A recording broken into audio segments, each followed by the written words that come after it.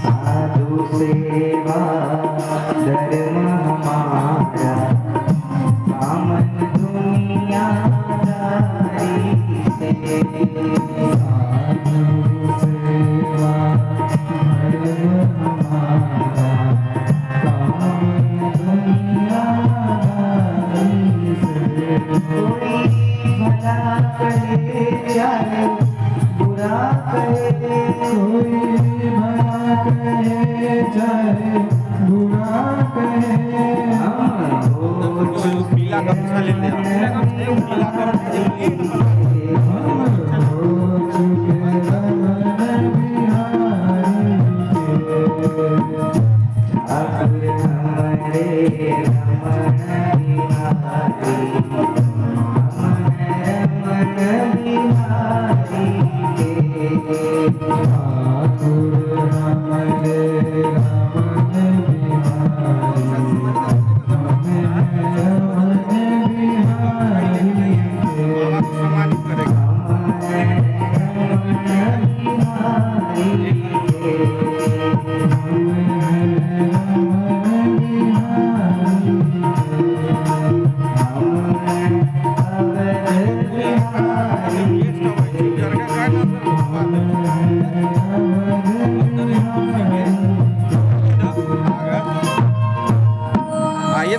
तो कथा कहती है कि प्रद्युम्न ने शंभरासुर का वध कर दिया।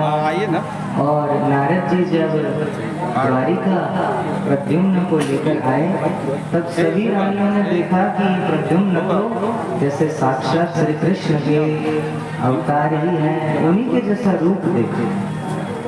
तब कथा कहती है कि जब रुक्मिणी जी ने प्रद्युम्न को देखा, तो रुक्मिणी जी नारद जी को कहती है कि अगर मेरा पुत्र भी अगर होता तो आज इसी की तरह दिखता।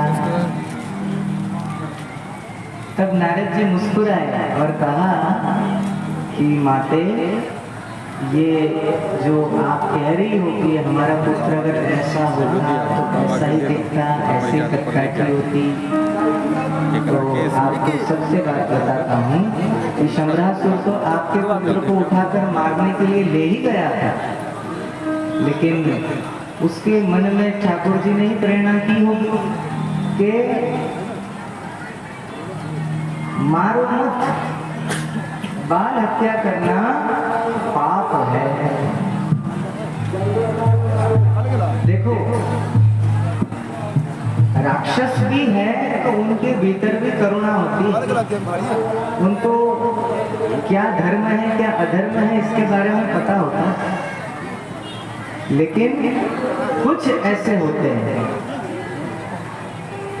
कि जो राक्षसों से भी गए बेटे होते हैं, गर्भ में ही शिशु को मार देते हैं, भ्रूण परीक्षण वगैरह करके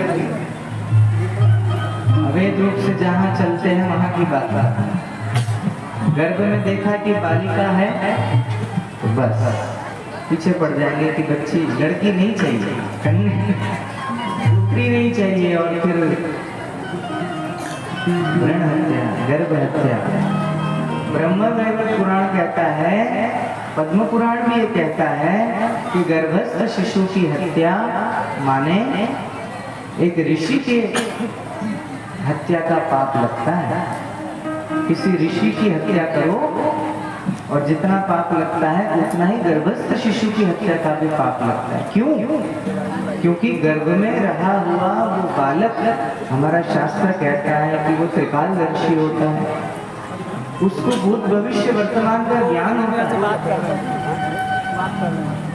तो ऐसे सर्वज्ञानी गर्भस्थ शिशु, क्योंकि जब तक गर्भ से बाहर नहीं आता तब तक भगवान की माया उसको आवृत्त नहीं करती।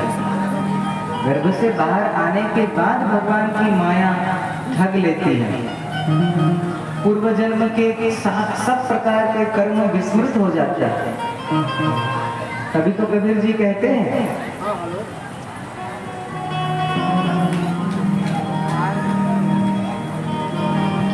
कबीरा वो दिन याद कर,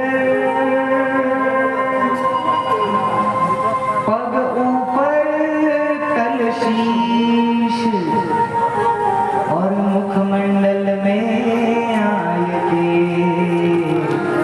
बिसर गया जगदीश। कबीरा वो दिन याद कर, कौन से दिन? बोले वो दिन जब हम माता के गर्भ में उल्टे लटके हुए थे, सिर नीचे की ओर था, पांव ऊपर की ओर थे। एक तरफ माता के गर्भ में मूत्र की थैली, एक तरफ मल की थैली, दोनों के बीच में सिर अटका हुआ।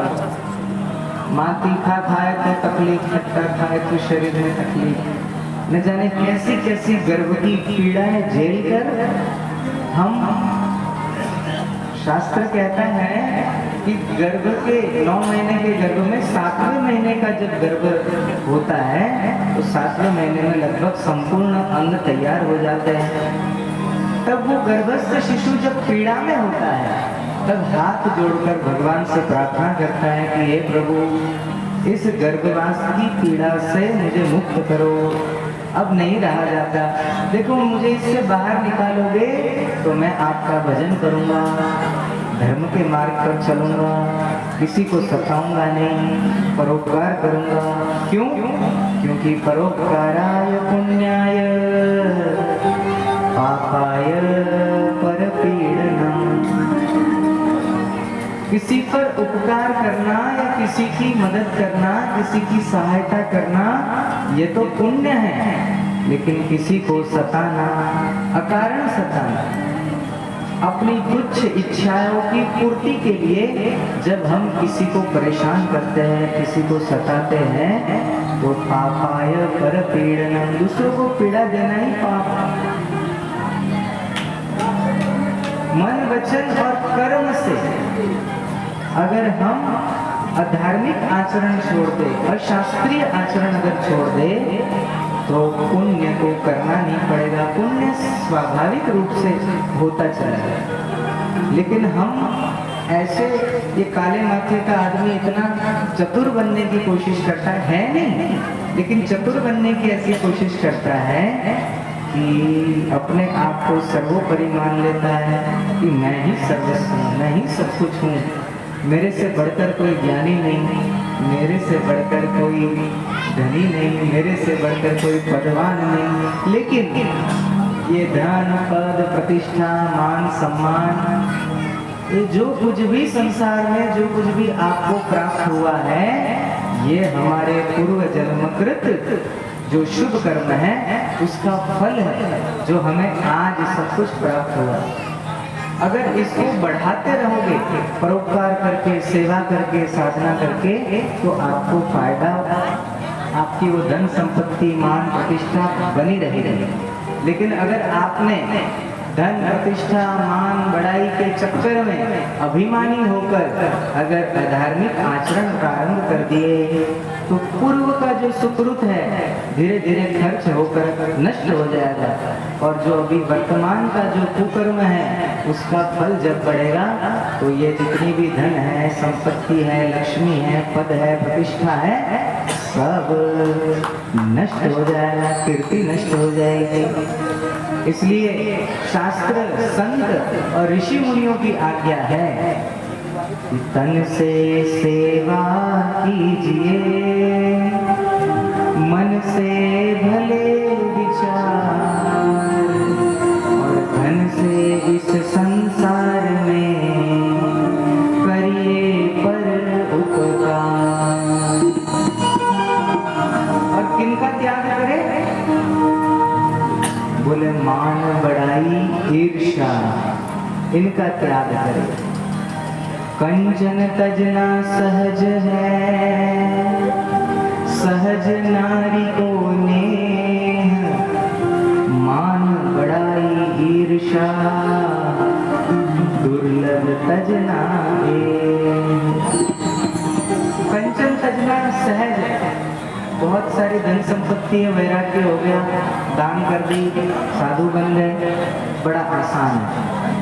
बाह्य चीजों का त्याग करना बहुत आसान है, हो जाता है, कई करते हैं।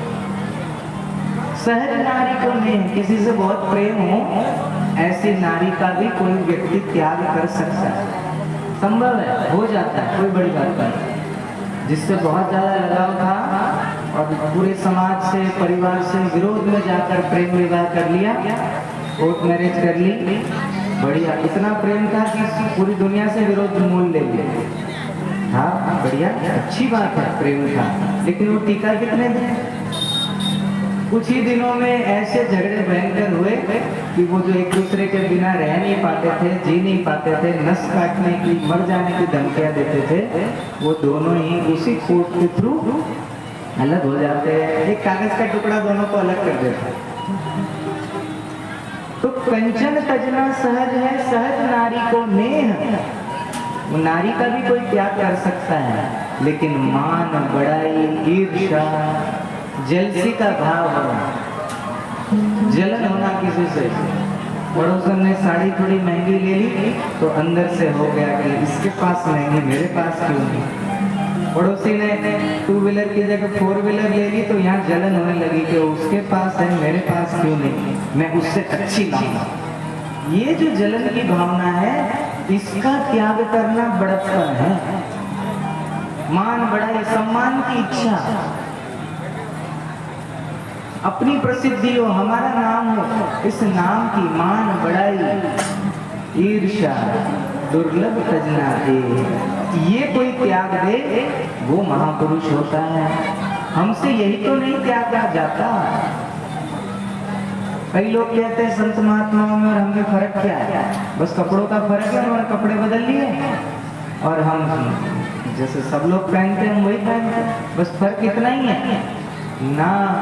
फर्क कपड़ों का नहीं है, ये कोई पहन ले और बहुत बड़ा महात्मा कहलाए, कपड़ों से कोई महात्मा नहीं होता, कपड़ों से कोई संत नहीं होता। संतत्व तो स्वभाव से होता है। अगर स्वभाव आपका संत जैसा नहीं है तो आप संत कहाँ से? भगवा कपड़ा पहनने से कोई संत हो जाता तो भाई दुनिया में बहुत से लोग पहनते हैं, वो संत नहीं हो जाते। संत बनने के लिए आपको अपने मन को मारना पड़ता है, इच्छाओं का त्याग करना पड़ता है। मान, बड़ाई, ईर्ष्या, अभिमान, इन सबको चकनाचूर चटनी बनाकर फेंकना पड़ता है, इसका चूर्ण बना के बिखेर देना पड़ता है कि कहीं से दूर दूर तक वो हमें स्पर्श न कर सके। और ऐसे ही संत महात्मा इसीलिए पूजे जाते हैं क्योंकि उन्होंने अपने मन को मारा। हम बिना गद्दे के नहीं सो पाते, महात्मा बिना गद्दे के भी सो लेंगे। गद्दा मिल जाए तो बाबा, न मिले तो दुख नहीं।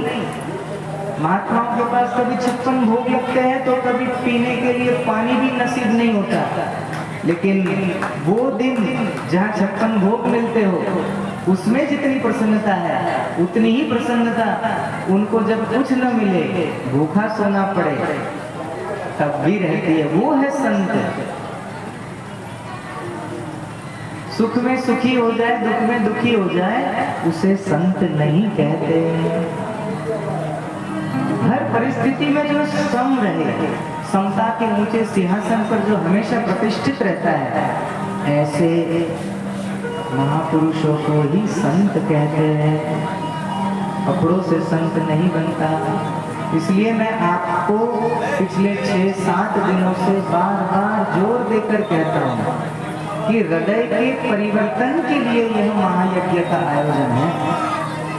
दूसरे अनेक जगह कथाएं, प्रवचन, संकीर्तन होते रहते हैं, अष्टायाम आप लोग करते रहते हो, ठीक है करिए, लेकिन अगर उन सब चीजों से आपका हृदय परिवर्तन न हो, आपका दैनिक व्यवहार बदले नहीं, अगर आपकी मनोवृत्ति न बदले, आपकी चित्तवृत्ति न बदले, आपके मन में से ईर्ष्या खत्म न हो जाए, तो फिर इन सब शुभ कर्मों का क्या लाभ? आप एक तरफ सत्यनारायण की पूजा करा रहे हो और उसके दूसरे ही दिन झूठ का अंबार लगाकर लोगों से बात कर रहे हो, तो झूठ बोलने से उस सत्यनारायण भगवान की पूजा का लाभ क्या मिलेगा? सही है नहीं? एक तरफ बड़े बड़े महायज्ञ का आयोजन कराओ और दूसरी तरफ आप किसी का दिल दुखाओ, किसी को गाली दे दो, किसी का अपमान कर दो, तो इतने बड़े यज्ञों का लाभ क्या क्या? ये कथा, प्रवचन, भजन, कीर्तन, पूजा पाठ, ये सब हम सबके हृदय को परिवर्तन करने के लिए होना चाहिए, न कि मनोरंजन के लिए। आपके मनोरंजन के लिए माताओं, भाइयों, सज्जनों, वो इडियट बॉक्स में 600 चैनल चलते हैं। 600 चैनल है आपके मनोरंजन के लिए, और अगर ऐसी पवित्र व्यासपीठ का उपयोग अगर हम आपके मनोरंजन के लिए करें तो इस व्यासपीठ का अपमान है और इस ग्रंथ का अपमान। तो हमने तो हमेशा से इस व्यासपीठ की गरिमा बनी रहे इसका प्रयत्न किया है, और ठाकुर जी ने हमसे अभी तक उस गरिमा को बनाए रखने में मदद की है, बड़ी सहायता की। तो आप सबसे भी हम यही अपेक्षा रखते हैं कि आपको जो यहाँ से कहा जाए, जो बताया जाए, जो कराया जाए, उसे आप भूले नहीं, वरन उसको नित्य जीवन में उसका निधिध्यासन करो, उसे बार बार करने की कोशिश करो। जन्माष्टमी की रात्रि कितना धामधूम से मनाया। उस दिन लगभग 1000 के आसपास लोग थे, रात्रि भर जागरण किया। 4, 4:30 बजे तक यहाँ पूरा पंडाल भरा हुआ था। 5 बजे तो मंगला आरती की हमने। तो उसमें वसंत जी आए, तो उसमें क्या कराया मैंने, क्या सिखाया मैंने? भगवान नाम का जप कितनी शांति दे रहा था, भगवान नाम का संकीर्तन कितना आनंद दे रहा था। पिक्चर के गंदे गानों पर ठुमके लगा के नाचने से तो जीवन शक्ति का ह्रास ही होता है, लेकिन भगवान नाम संकीर्तन करते करते हमारी चित्त वृत्तियां जब ऊपर की ओर उठती हैं तो संपूर्ण जीवन धीरे धीरे धीरे धीरे ऊपर उठने लगता है। और गंदे गानों पर नाच नाच कर जीवन शक्ति का ह्रास करने से मनोवृत्तियां नीचे के केंद्रों में जाती हैं, तो जीवन भी फिर हल्का होने लगता है। कीमत नहीं रहती ऐसे जीवन की जो नीचे की मनोवृत्तियों में जीते हैं। लेकिन भगवान नाम का जप करके जब चित्त वृत्तियां ऊपर की ओर उठती है, जीवनी शक्ति मूलाधार से लेकर जब सहस्रासार तक की यात्रा करने लग जाती है, आज्ञा चक्र तक की यात्रा करने लग जाती है, तो ये सातों चक्र धीरे धीरे धीरे धीरे डेवलप होने लगते हैं, खुलने लगते हैं, और तब कहीं जाके कुंडलिनी जागरण का अनुभव प्राप्त होता है। खैर वो तो बहुत आगे की चीज है, अभी आप लोगों की तो पहली ही सीढ़ी है। कुंडली जागरण वगैरह तो 8वीं 9वीं सीढ़ी है, लेकिन शुरुआत यहीं से होती है, कथा, प्रवचन। इससे जब मार्गदर्शन मिलता है फिर मन में श्रद्धा जगती है। अभी तो लोग ये सुन के आ रहे हैं कि बहुत सुंदर कथा हो रही है, मेला लगा हुआ है, चलो मेले के बहाने घूम के आए। तो मेला घूमने के बहाने अरे चलो कोई बाबा अच्छी बात सुना रहे, बैठ जाते 2-5 मिनट बैठने के बाद जब कुछ वचन कान में पड़ते हैं तब लगता है कि नहीं 2-5 मिनट नहीं, अब थोड़ी देर और बैठते।